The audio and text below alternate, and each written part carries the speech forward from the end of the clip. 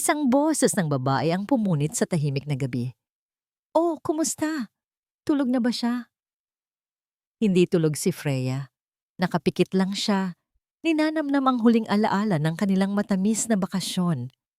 Kanina lang, ang tanging naririnig niya ay ang mahinang tugtog ng isang love song sa radyo at ang payapang tunog ng mga gulong ng kanilang sasakyan sa highway. Ang bango ng leather sa loob ng sasakyan ay hinaluan ng amoy ng mamahaling pabango ni Ulrich, ang asawa niya, ang kanyang mundo, ang kanyang araw at buwan. Ikinasal sila isang buwan na ang nakalipas at ang biyaheng ito ay ang kanilang ipinagpalibang honeymoon. Bawat segundo kasama si Ulrich ay parang isang panaginip na nagkatotoo. Hinaplos ni Freya ang kanyang tiyan.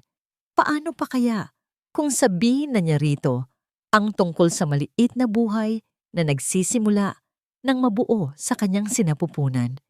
Siguradong ito na ang kukumpleto sa kanilang kaligayahan. Ngunit ang boses sa kabilang linya ay bumalik at ang bawat salita ay parang bubog na tumutusok sa kanyang puso. Siguraduhin mong magagawa mo ng tama ngayon, Ulrich. Walang palya. Naramdaman ni Freya ang panlalamig ng kanyang buong katawan. Iyon ang boses ni Yasi, ang sekretarya ni Ulrich. Bakit ito tumatawag sa ganitong oras ng gabi? Sumulyap siya sa kanyang asawa. Ang mga kamay nito ay mahigpit na nakakapit sa manibela. Ang mukha na kanina lang ay puno ng pagmamahal, ay ngayon ay seryoso at walang emosyon. "Oo naman," sagot ni Ulrich. Ang boses ay malamig at kalkulado. "Isang malinis na aksidente lang. Kapag nawala na siya, mapupunta na sa akin ang lahat ng mana niya." Hindi humihinga si Freya. Ang hangin sa kanyang baga ay tila naubos. "Aksidente? Mana? Galingan mo, mahal," sabi ni Yasi sa kabilang linya. Ang bawat pantig ay puno ng kasakiman. "Inaantay kita. Tayo na ang magsasama habang buhay. Kapag nakuha na natin ang lahat ng yaman niya." Yaman. Iyon lang ba ang habol ni Ulrich sa kanya? Ang lahat ng matatamis na salita, ang mga yakap, ang mga halik. Isang malaking kasinungalingan lang ba ang lahat? Dumadagundong ang dibdib ni Freya. Gusto niyang sumigaw, magwala, suntukin si Ulrich, ngunit nanatili siyang hindi gumagalaw. Ang takot ay tuluyang pumulupot sa kanyang pagkatao. "Sige na, ibababa ko na to," sabi ni Ulrich. "Malapit na kami sa may tulay. Dito ko tatapusin ang lahat." Pagkatapos ng tawag, bumalik ang katahimikan. Ngunit ngayon, ito ay isang katahimikan na nakakabingi at puno ng panganib. Dahan-dahang iminulat ni Freya ang kanyang mga mata at tumingin kay Ulrich. Ngumiti ito sa kanya, ngunit ang namangiti ay hindi umabot sa mga mata nito. "Gising ka na pala, mahal ko," sabi nito. Ang boses ay muling naging malambing. "Magpahinga ka lang, malapit na tayong umuwi." Umuwi. Sa bahay na pinangarap nilang dalawa. Sa hinaharap na ngayon ay alam na ni Freya na isang malaking kasinungalingan. Hindi sumagot si Freya. Tumingin lang siya sa labas ng bintana. Sa madilim na kalsada, nakita niya ang papalapit na tulay. Ang tulay kung saan tatapusin ni Ulrich ang lahat. Naramdaman niya ang biglaang pagbilis ng sasakyan. Ang mga ilaw mula sa poste ay mabilis na nagdaraan. Ang mahinang tugtog sa radyo ay parang isang paalam. "Ulrich!" Bulong niya. Ang boses ay nanginginig. Hindi lumingon si Ulrich. Nakatingin lang ito ng diretso sa daan. Ang nangiti niya ay nawala, napalitan ng isang malamig at determinadong ekspresyon. Sa isang iglap, biglang kinabig ni Ulrich ang manibela. Ang huling nakita ni Freya ay ang isang malaking puno sa gilid ng kalsada. Papalapit sa kanila na parang isang halimaw na handang lumamon. Ang tunog ng nagkikiskisang mga gulong at ang nakakabinging pagbangga ang huling bagay na kanyang narinig bago nilamon ng dilim ang kanyang kamalayan. Isang bagay lang ang nasa isip niya bago siya mawalan ng ulirat. "Kailangan kong mabuhay." Ang unang namulat kay Freya ay ang nakakasilaw na puting ilaw sa kisame. Naamoy niya ang antiseptiko at narinig ang mahinang tunog ng mga makina. Nasa ospital siya. Dahan-dahan niyang iginalaw ang kanyang ulo at nakita ang dalawang figura na nakatayo sa tabi ng kanyang kama. Ang isa ay isang doktor. Ang isa ay si Ulrich. May benda ito sa noo, ngunit bukod doon ay mukhang walang malubhang pinsala. Ang mukha nito ay puno ng pag-aalala, isang perpektong maskara. "Freya, gising ka na, mahal ko," sabi ni Ulrich, hinawakan ng kanyang kamay. Ang paghawak nito ay parang apoy na pumapaso sa kanyang balat. Tumingin sa kanya ang doktor. "Mrs. Sandoval, may nararamdaman po ba kayong masakit? May natatandaan po ba kayo sa nangyari?" Tinitigan sila ni Freya. Ang kanyang isip ay gumagana ng mas mabilis kaysa dati. Ang sakit ng kanyang katawan ay walang-wala kumpara sa sakit ng kanyang puso. Ngunit ang sakit na yon ang nagbigay sa kanya ng isang malinaw na layunin. Ito na ang simula, ang kanyang paghihiganti. Itinuon niya ang kanyang paningin sa mukha ni Ulrich. Pagkatapos ay sa doktor, ang kanyang mga mata ay blanko at walang anumang emosyon. Ibinuka niya ang kanyang bibig at nagtanong sa isang boses na mahina at puno ng pagkalito. "Sino kayo?" Ang tanong ni Freya ay nanatiling nakabitin sa hangin. Isang tanong na mas matalas pa sa anumang kutsilyo. Nakita niya ang pagkagulat sa mukha ng doktor at sa isang saglit, isang kislap ng pagtatagumpay sa mga mata ni Ulrich bago ito muling nagsuot ng maskara ng pag-aalala. Aktor. Isang napakagaling na aktor. "Doc, anong nangyayari sa asawa ko?" Tanong ni Ulrich. Ang boses ay puno ng hinagpis. Sinuri ng doktor ang mga mata ni Freya gamit ang isang maliit na ilaw. Base sa mga tests, mukhang nagkaroon siya ng temporary blindness at amnesia dahil sa tindi ng trauma mula sa aksidente. Ang utak niya ay pansamantalang biniblangko ang lahat bilang isang paraan ng pagprotekta sa sarili. Perpekto. Iyon mismo ang kailangan ni Freya. Isang perpektong dahilan, isang perpektong baluti. Gagaling pa ba siya? Tanong ni Ulrich. Ang kamay ay mahigpit na nakahawak sa kamay ni Freya. Ang init ng kamay nito ay parang lason na gumagapang sa kanyang balat. Nakakasuka. "We are hopeful, sir. Kailangan lang niya ng pamilyar na kapaligiran at suporta mula sa inyo," sagot ng doktor. Nang umalis na ang doktor, naiwan silang dalawa ni Ulrich. Umupo ito sa tabi niya. Hinaplos nito ang kanyang buhok. Bawat haplos ay parang 1,000 karayom na tumutusok sa kanya. "Freya, mahal ko. Ako to, si Ulrich, ang asawa mo," bulong nito. "Hindi mo man ako maalala ngayon, pero nandito lang ako. Hinding-hindi kita iiwan." Gusto niyang tumawa. Isang tawang puno ng pait at galit. Ngunit pinigilan niya ang sarili. Nanatili siyang nakatingin sa kawalan. Ang kanyang mukha ay isang blangkong papel. Kinabukasan, isang pamilyar na tunog ng takong ang narinig ni Freya na papalapit sa kanyang silid. Ang bawat hakbang ay parang isang babala. Bumukas ang pinto. "Mahal, may bisita ka," sabi ni Ulrich. "Nandito si Yasi. Nag-aalala rin siya sa'yo." Yasi. Ang pangalan pa lang ay sapat na para pakuluan ang kanyang dugo. "Freya, kumusta ka na?" Tanong ng boses na yon. Matamis, ngunit may bahid ng lason. Naramdaman ni Freya ang malamig na kamay ni Yasisi na humawak sa kanyang kamay. Gusto niyang iwasak ito, ngunit nanatili siyang parang isang manika na walang buhay. "Kawawa ka naman, pero huwag kang mag-alala. Aalagaan ka naming mabuti ni Sir Ulrich," patuloy ni Yasi.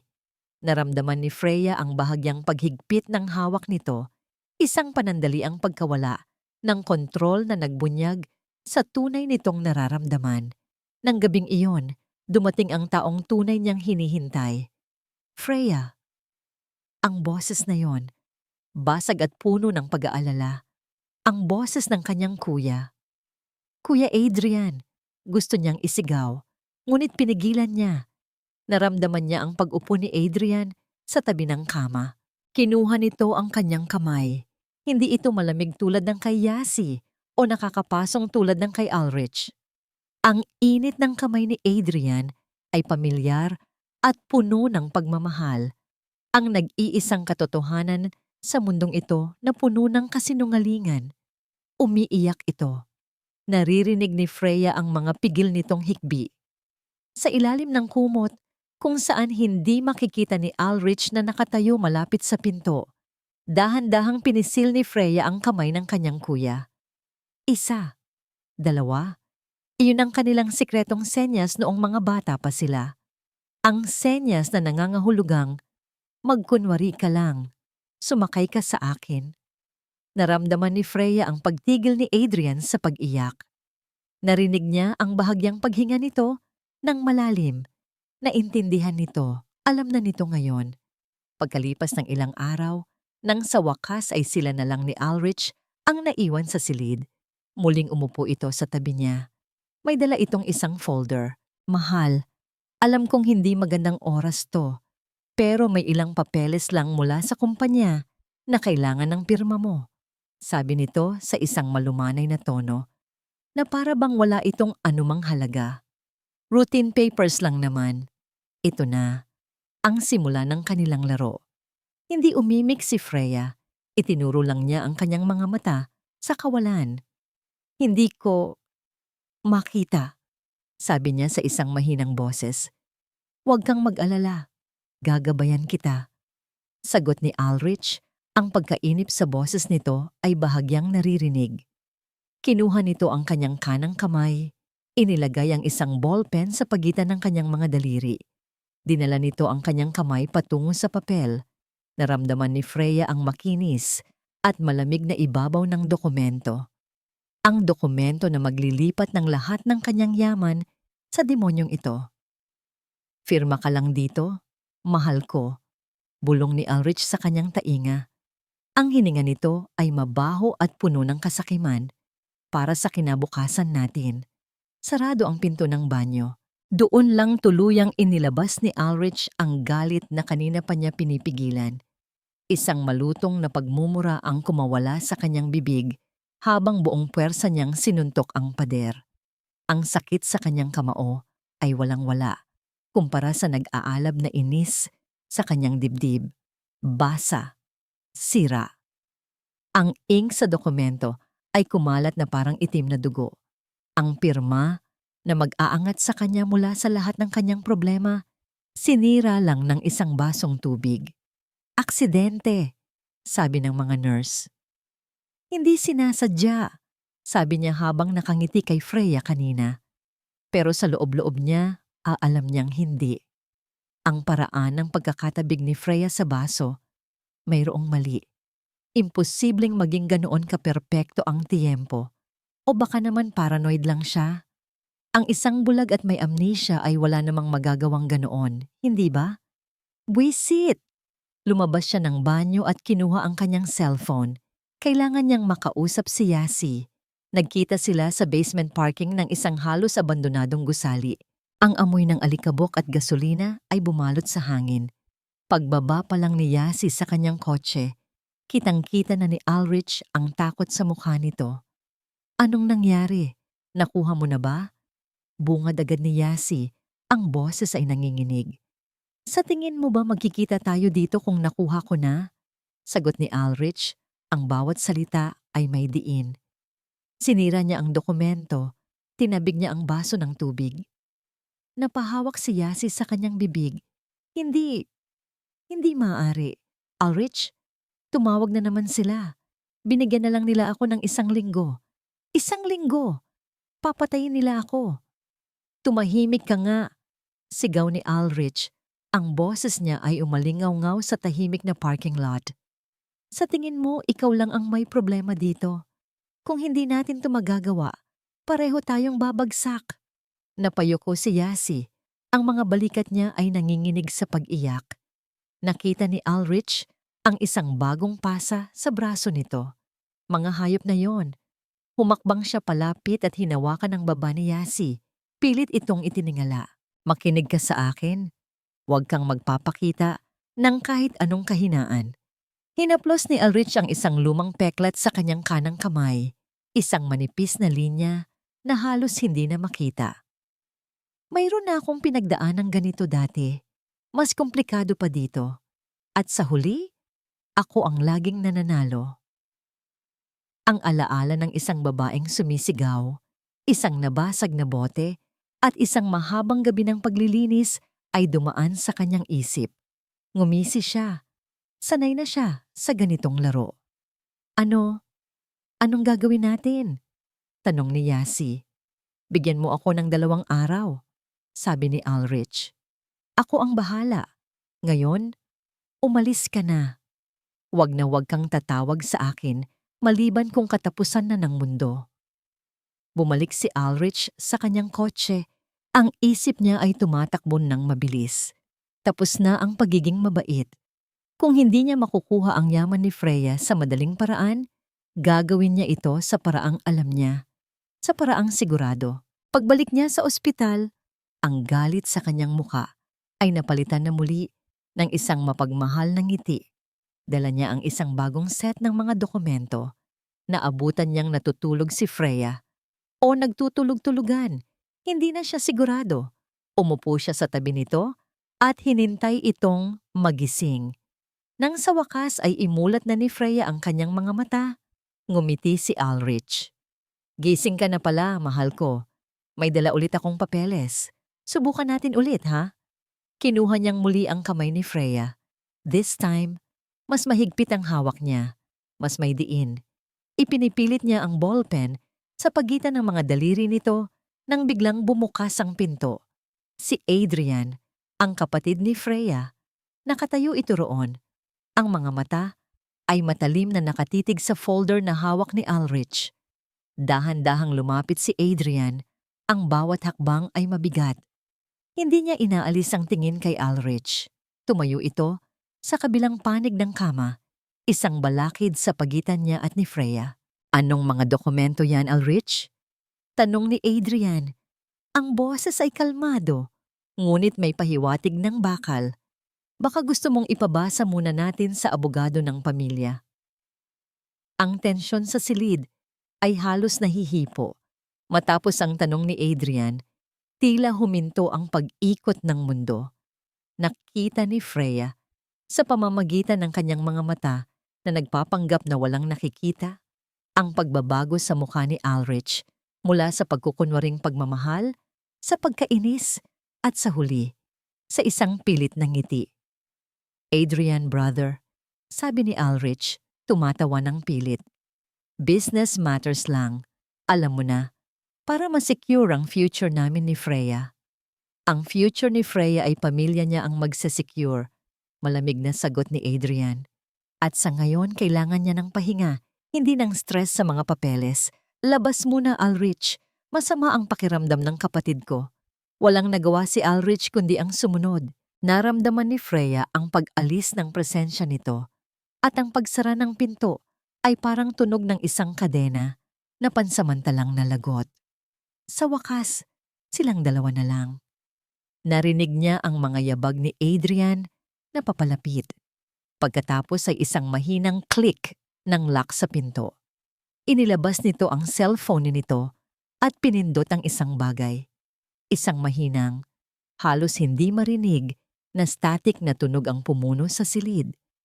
Jamming device, bulong ni Adrian. Kahit anong listening device na tinago niya dito, walang silbi yan ngayon. Sa mga salitang yon, gumuho ang pader na itinayo ni Freya sa paligid ng kanyang puso. Ang unang pumatak ay isang butil lang ng luha. Pagkatapos, sunod-sunod na. Hindi siya humikbi. Tahimik lang na dumaloy ang mga luha mula sa kanyang mga mata na nakapikit. Ang sakit, galit at takot na kinimkim niya sa loob ng ilang araw ay sa wakas nakahanap ng labasan. Naramdaman niya ang mainit na kamay ni Adrian na muling humawak sa kanya. Shh! Nandito na si Kuya! Bulong ni Adrian. Ang boses niya ay nagpipigil ng sarili nitong sakit. Ilabas mo lang lahat. Ligtas ka na. Iminulat ni Freya ang kanyang mga mata at sa unang pagkakataon mula nang magising siya sa ospital, ang mga mata niya ay hindi na blanko at puno ng kalituhan, kundi nag-aalab sa isang determinasyon na ngayon lang nakita ni Adrian. "Kuya," sabi niya, ang boses ay paos, ngunit matatag. "Narinig ko lahat. Sa kotse, ang plano nila ni Yasi, ang aksidente, sinadya niya." Hindi nagpakita ng pagkagulat si Adrian. Sa halip, isang madilim na anino ang dumaan sa kanyang mukha. Isang anino ng kumpirmasyon. "May kutob na ako, Freya. Noon pa. Masyado siyang nagmamadali na pakasalan ka.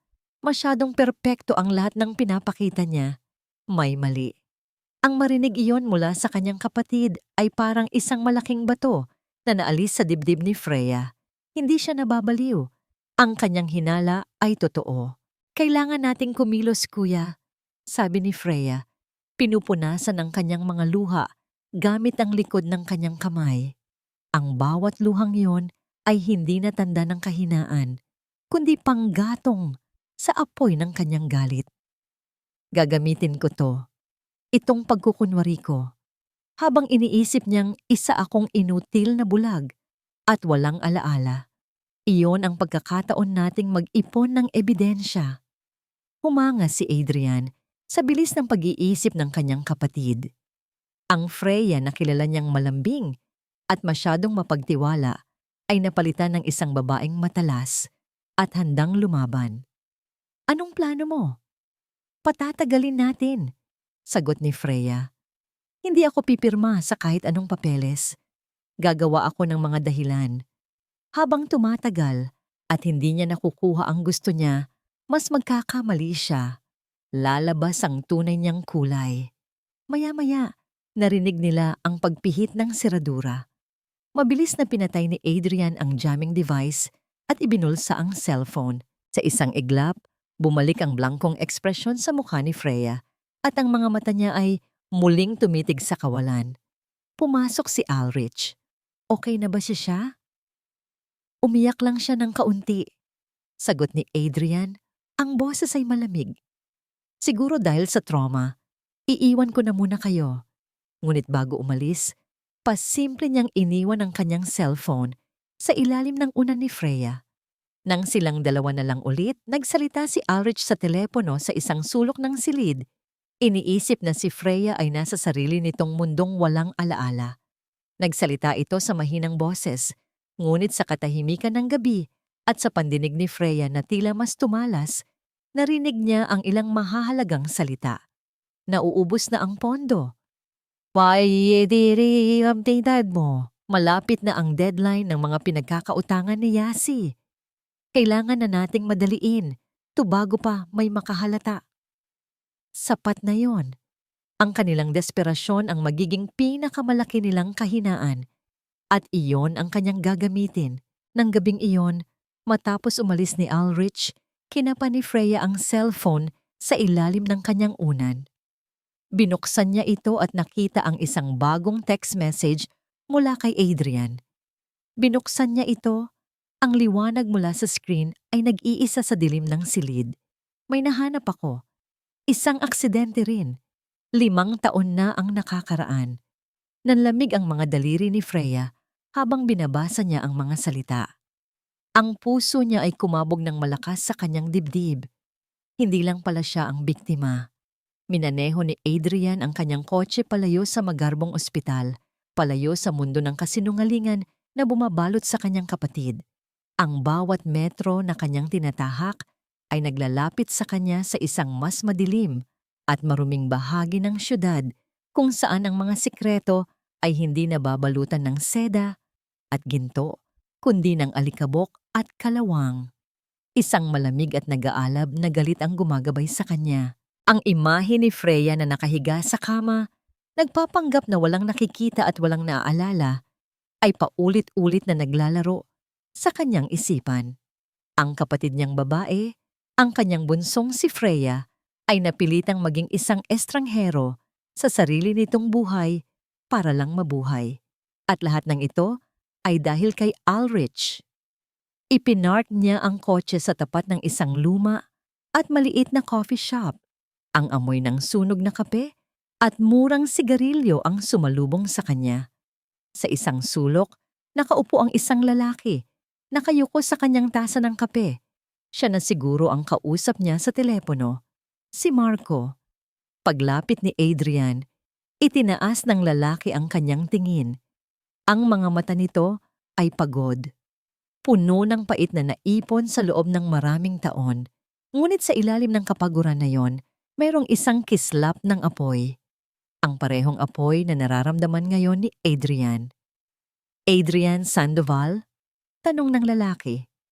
Tumango si Adrian at umupo sa tapat niya.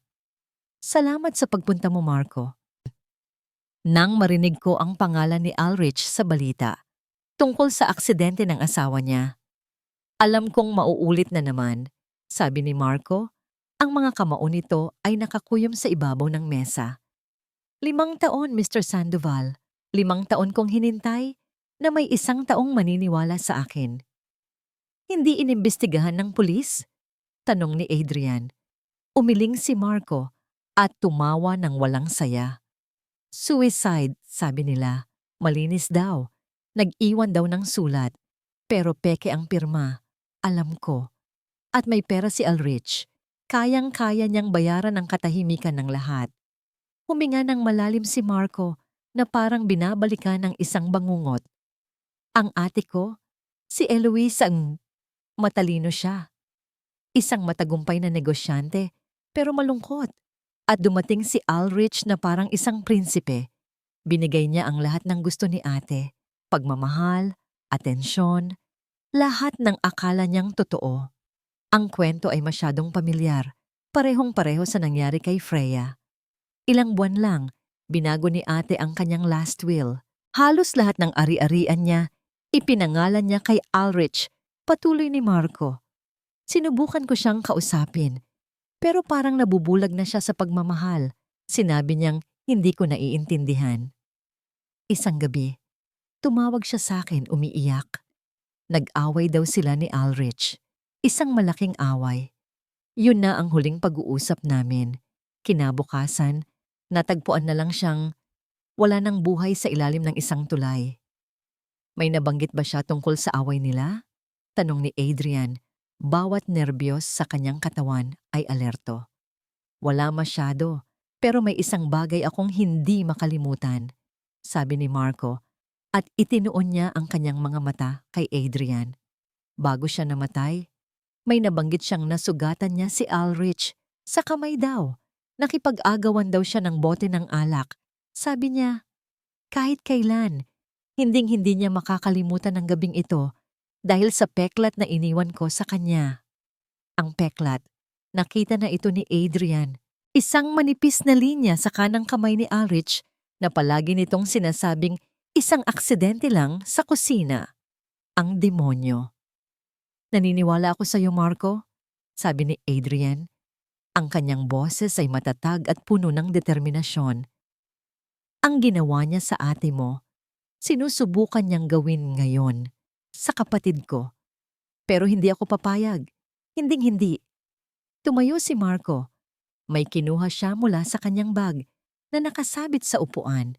Isang luma at maliit na kahon na gawa sa kahoy. Inilapag niya ito sa mesa. Bago siya namatay, palagi siyang nagsusulat dito, sabi ni Marco. Itinutulak ang kahon palapit kay Adrian. Isang diary. Hindi ko ito ibinigay sa pulis noon dahil alam kong iwawala lang nila. Pero baka may maitulong to sa'yo.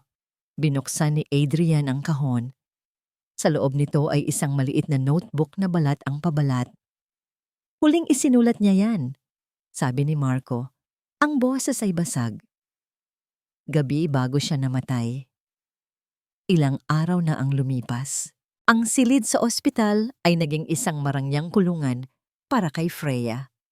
Ang bawat pagdalaw ni Ulrich, bawat peking halik at yakap, ay parang rehas na bakal na humihigpit sa kanyang paligid.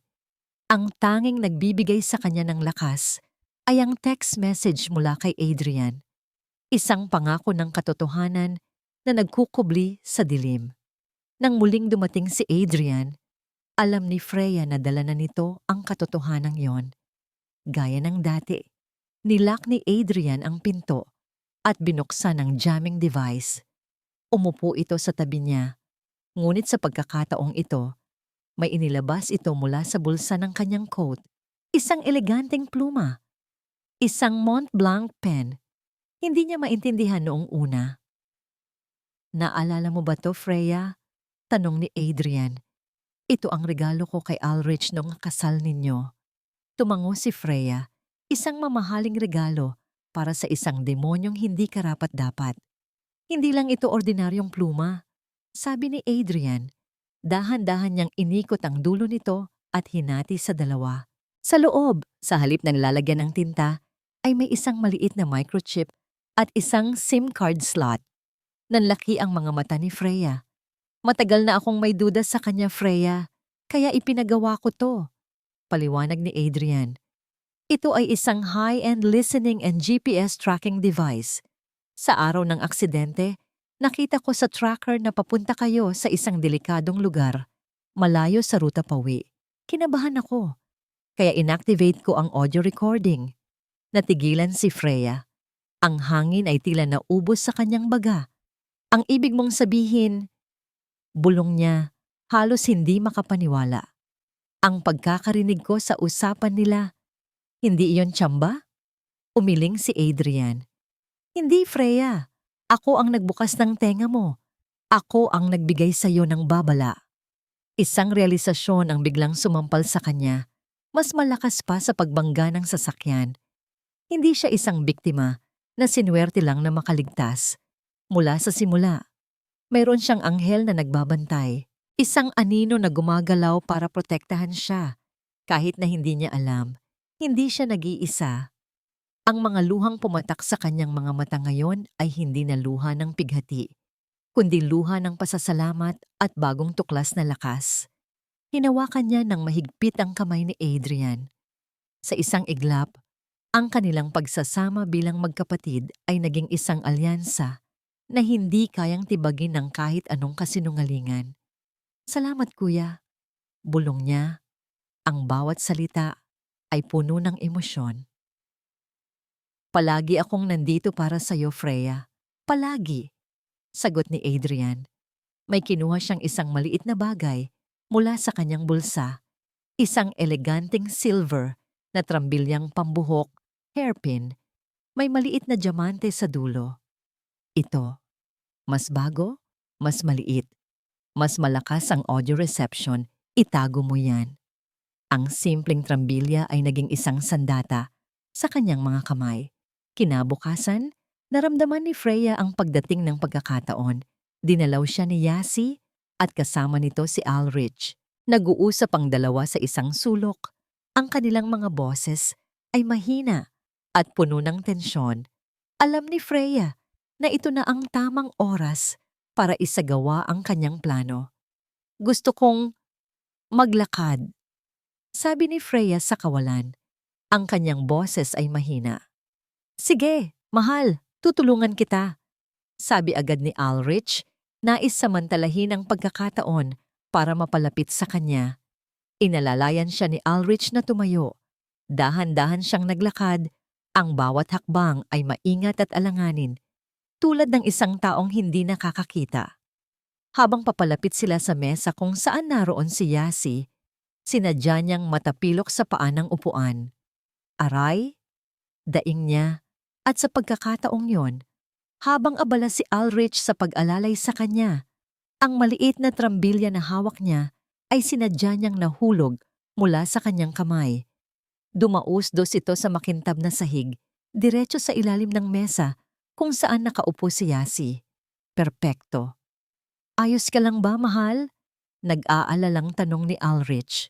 Oo, nahilo lang ako, sagot ni Freya. Hinahayaan ang sarili na maging isang pabigat sa mga braso nito. Hindi napansin ng dalawa ang nawawalang trambilya. Para sa kanila, siya ay isang abala, isang problema na kailangan ng matapos. Hindi nila alam na sa ilalim ng kanilang mga ilong, ang kanilang bawat salita ay mayroon ng bagong tagapakinig. Nang gabing iyon, matapos ang lahat ng pagkukunwari, hinintay ni Freya na umalis si Ulrich. Gamit ang isang pares ng earphones na pasimpleng iniwan ni Adrian, ikinonekta niya ito sa kanyang cellphone. Binuksan niya ang app na nakalink sa trambilya. Ang boses ni Yasi ang una niyang narinig, puno ng pagkasuklam. Hindi na natin siya mapipilit. Palaging may dahilan. Ngayon naman, nahihilo siya. Pagkatapos ay ang boses ni Ulrich, malamig, mapanganib, at pinal. Nauubos na ang pasensya ko. Tumawag na ang mga pinagkakautangan mo. Kung hindi natin siya mapipilit, kailangan na nating ituloy ang Plan B. Ang tawag mula kay Yasi ay dumating na parang isang kidlat sa kalagitnaan ng gabi. Hindi ito isang tawag ng pananabik o pagpaplano. Ito ay isang tawag ng purong takot. Ulrich, sinaktan nila ako. Humihikbing sabi ni Yasi sa kabilang linya. Pumunta sila sa apartment ko. Sabi nila, 3 araw na lang daw. 3 araw, Ulrich, o isusunod na nila ang pamilya ko. Nagtigis ang mga bagang ni Ulrich. Sumikip ang pagkuyom niya sa kanyang cellphone hanggang sa mamuti ang kanyang mga buko. Ang mga incompetent na usurero. Ang walang silbing babaeng ito. Ang lahat ay gumuguho dahil sa kanilang mga pagkakamali. Nasaan ka? Tanong niya. Ang boses ay mababa at kontrolado. Nagkita sila sa parehong madilim na parking lot. Sa pagkakataong ito, ang pasa sa braso ni Yasi ay napalitan ng isang nangingitim na mata at isang putok sa labi.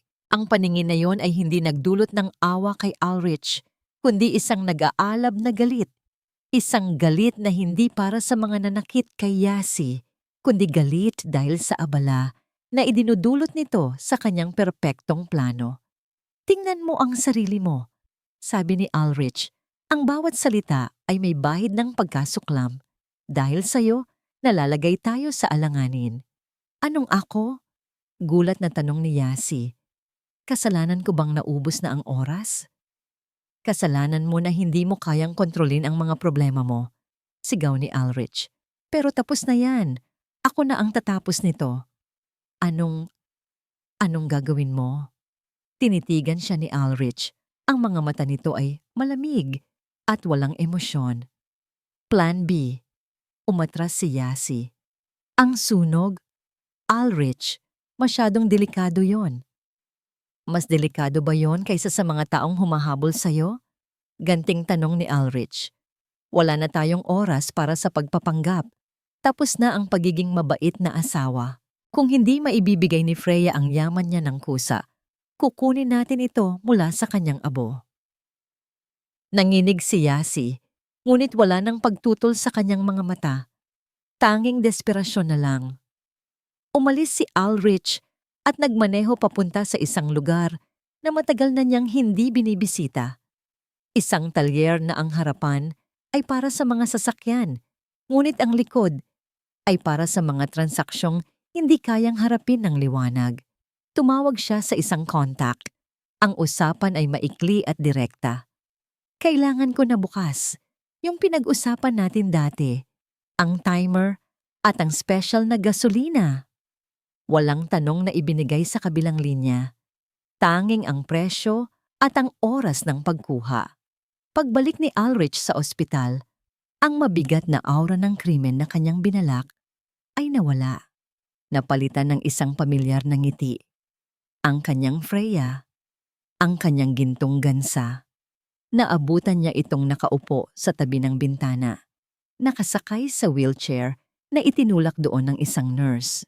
Ang mukha nito ay nakaharap sa labas, tila pinapanood ang paglubog ng araw na hindi naman nito makita. Mukha itong mahina, kaawa-awa. Isang balakid. Lumapit siya sa likod nito at hinawakan ang kanyang mga balikat. Naramdaman niya ang bahagyang pag-flinch ni Freya, ngunit ipinagsawalang bahala niya ito. Maganda ang paglubog ng araw, hindi ba? Mahal ko? Bulong niya.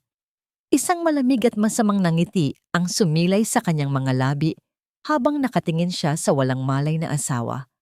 Ang lahat ng ito ay malapit nang matapos. May sorpresa ako sa'yo, patuloy niya. Bukas, lalabas na tayo dito. Uuwi na tayo. Sa penthouse natin. Sa bahay natin. Hinaplos niya ang buhok nito. Doon, magiging masaya na tayo. Magkakasama na tayo palagi. Isang pangako at isang sumpa. Nang gabing iyon, matapos niyang ihatid si Freya pabalik sa kama, lumabas siya sa hallway at tinawagan si Yasi. Ang boses niya ay puno ng tagumpay at kasamaan. Bukas ng gabi, sabi niya, magiging damo.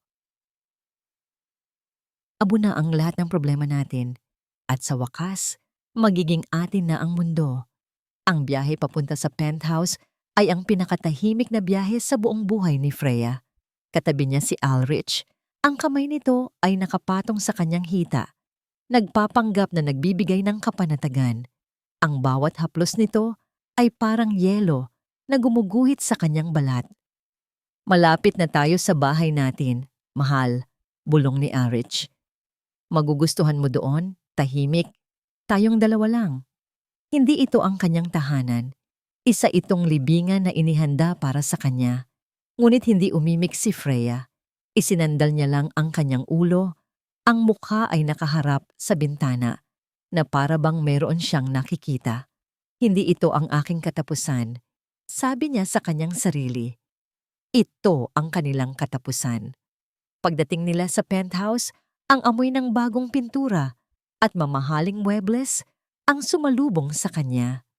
Inalalayan siya ni Ulrich papunta sa wheelchair at itinulak siya sa gitna ng malawak na sala. Ang lugar ay malaki at malamig.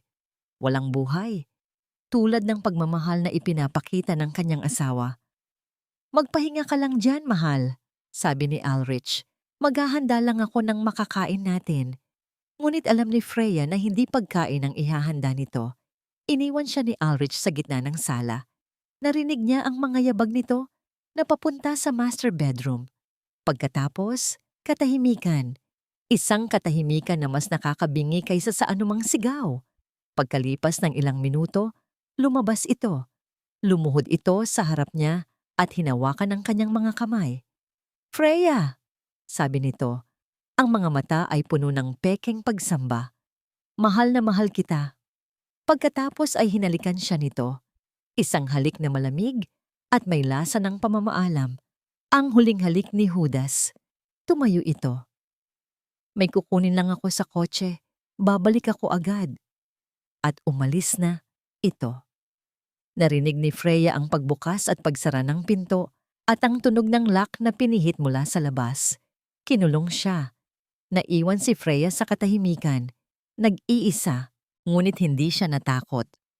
Dahan-dahan, sa unang pagkakataon sa harap ng ibang tao, inalis niya ang blangkong ekspresyon sa kanyang mukha.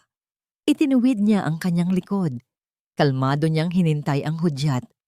Ang tunog na sinabi sa kanya ni Adrian na pakinggan. Maya-maya, narinig niya ito. Isang mahinang tunog ng pag-ikot ng mekanismo mula sa direksyon ng malaking bookshelf na gawa sa mahogany. Isang bahagi ng bookshelf ang dahan-dahang umusog, nagbubukas ng isang madilim na lagusan. Mula sa dilim na iyon, lumabas si Adrian. Ang mukha niya ay seryoso at walang oras na dapat sayangin. Freya, oras na, sabi nito sa mahinang boses. Tumayo si Freya mula sa wheelchair. Ang kanyang mga binti ay malakas, ang kanyang mga mata ay matalas. Walang bakas ng pagiging isang pasyente. Lumakad siya palapit kay Adrian. Hindi siya lumingon sa penthouse na nakatakdang maging abo. Ang lahat ng alaala doon ay kasinungalingan lamang. Handa na ba ang lahat? Tanong niya. Lahat, sagot ni Adrian. Sumunod ka sa akin. Mabilis. Pumasok sila sa sikretong lagusan. Habang naglalakad sila sa makipot at madilim na pasilyo, naamoy na niya ito. Isang bagay na pamilyar at mapanganib. Usok. Paglabas nila sa isang service exit sa kabilang bahagi ng gusali, isang blokang layo, lumingon sila. Ang tuktok na palapag ng gusali Kung nasaan ang penthouse ay nagsisimula ng magliwanag sa kulay kahel. Ang usok ay nagsisimula nang pumailan lang sa kalangitan ng gabi. Magkasama silang pinanood ang paglaki ng apoy. Pinanood nila kung paano nilamon ng apoy ang lahat ng kasinungalingan, ang lahat ng masasakit na alaala. Walang luhang pumatak sa mga mata ni Freya. Tanging ang liwanag lamang ng apoy ang sumasalamin sa mga ito. Isang apoy na kasing tindi ng galit at determinasyon sa kanyang dibdib. Ito ang wakas. At ito rin ang simula. Makalipas ang isang oras, sa isang ligtas na lugar, nakabukas ang isang telebisyon sa harap nila. Isang reporter ang nasa screen, nasa likod niya ang nasusunog na gusali. Breaking news, sabi ng reporter. Ang tagapagmanang si Freya Sandoval, pinaniniwala ang nasawi sa isang malagim na sunog na tumupok sa kanyang penthouse unit. Biglang lumipat ang kamera. Itinutok nito sa isang lalaki na umiiyak ng malakas. Halos hindi na makatayo sa sobrang pighati. Yakap-yakap siya ng kanyang sekretarya habang kinukuyog sila ng mga media. Si Ulrich, binibigay ang pinakamagaling na pag-arte ng kanyang buhay. Napangisi si Freya, perpekto. Ang itim na belo ay bumalot sa mukha ni Yasi, ngunit hindi nito maitago ang kanyang ngiti.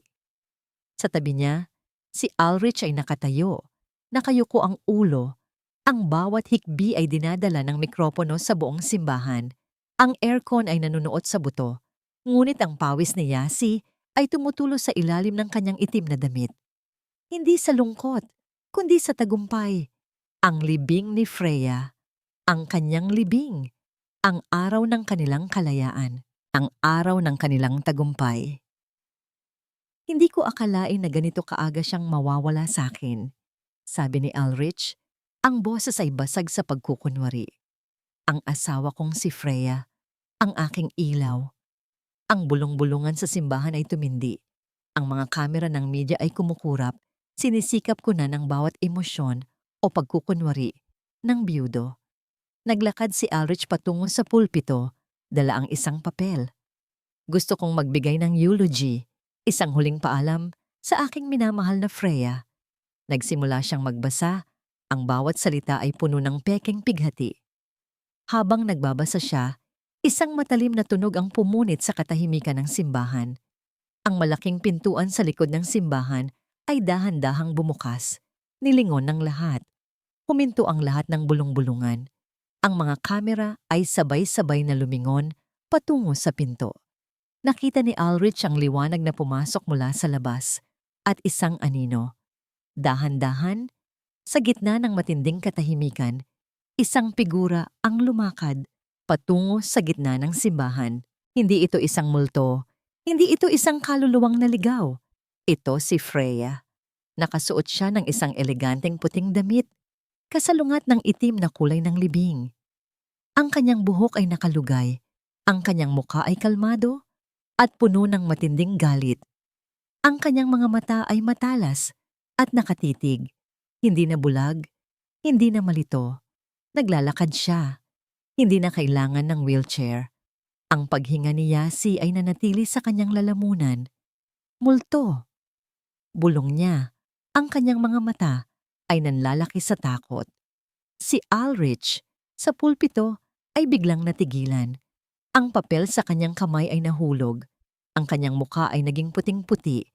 Ang mga mata ay nanlalaki sa matinding pagkagulat at takot.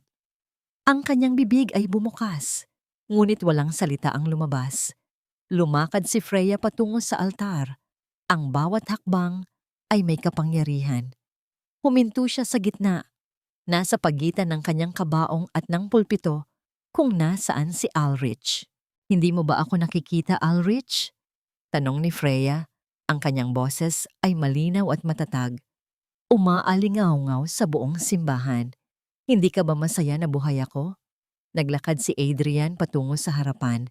May dala siyang isang laptop at isang portable projector. Ikinonekta niya ito at ipinasa sa malaking screen sa likod ng altar.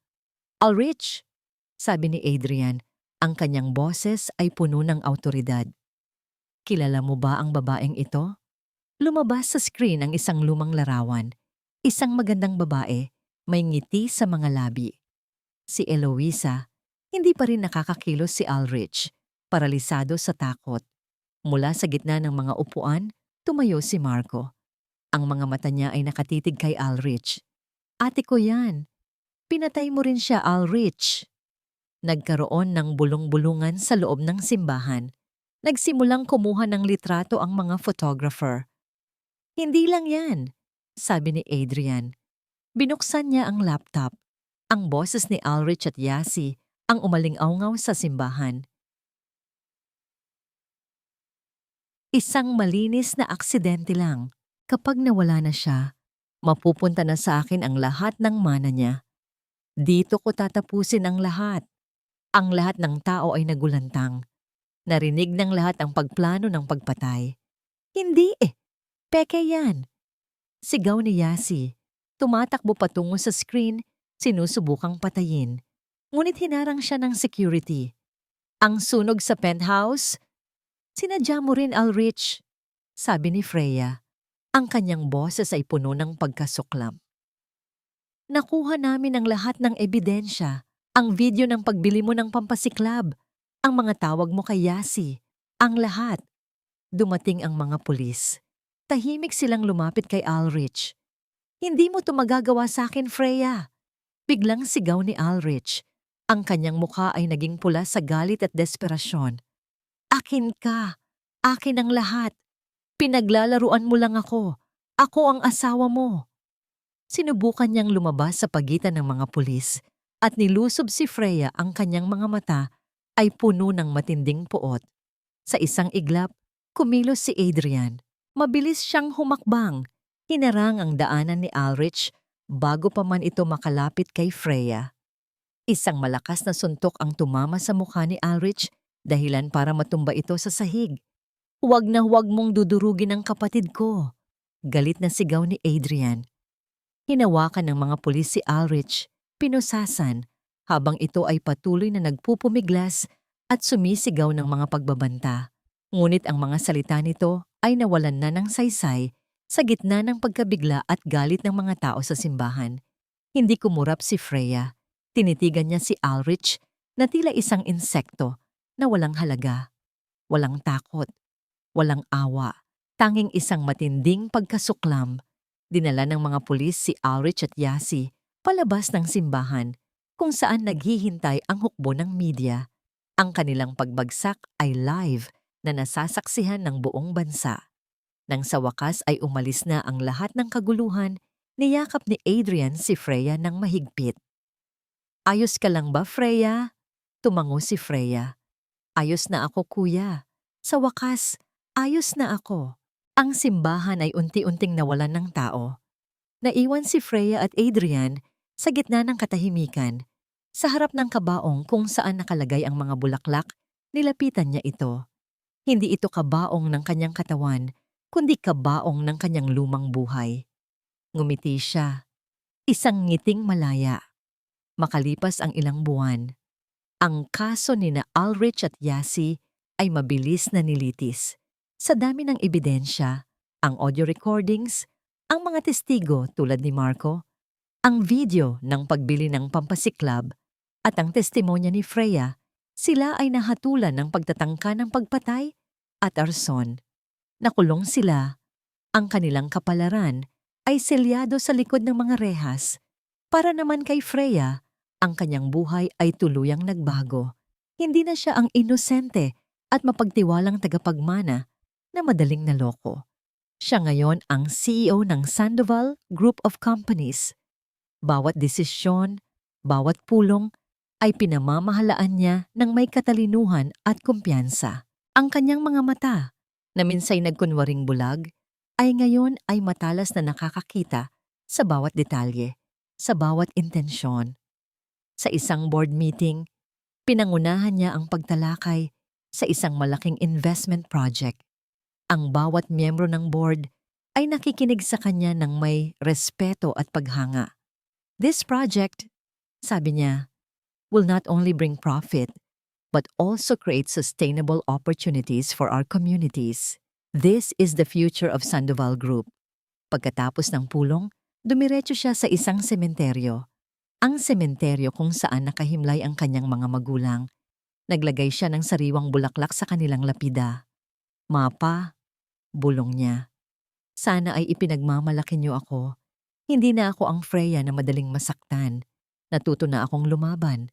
At ipinapangako kong gagawin ko ang lahat para protektahan ang ating iniwan. Isang mainit na sikat ng araw ang tumama sa kanyang mukha. Naramdaman niya ang presensya ng kanyang mga magulang, isang presensya ng pagmamahal at pagsuporta. Huling eksena. Nakatayo si Freya sa kanyang bagong opisina na nasa pinakatuktok ng Sandoval Tower. Ang malawak na bintana ay nagbibigay ng tanaw sa buong syudad na naliligo sa gintong liwanag ng sumisikat na araw. Si Adrian ay lumapit sa kanya. May dala siyang tasa ng kape. Maganda ang umaga, kuya, sabi niya. Mas maganda ang bukas natin, sagot ni Adrian ngumiti. May meeting ka pa mamaya sa mga international investors. Pero bago yon, gusto kong malaman. Masaya ka ba? Lumingon si Freya kay Adrian. Ang kanyang mga mata ay nagniningning sa bagong tuklas na kalayaan at pag-asa. Higit pa sa masaya, kuya, sabi niya. Malaya ako at buhay na buhay. Tumingin siyang muli sa labas ng bintana sa papalapit na liwanag ng isang bagong umaga. Ang kanyang puso ay puno ng pasasalamat para sa ikalawang pagkakataon sa buhay. Ang mga peklat ng nakaraan ay nanatili, ngunit ang mga ito ay hindi na marka ng kahinaan, kundi tanda ng kanyang matinding lakas at pagbangon. Ito ang kanyang bagong simula, isang bagong umaga.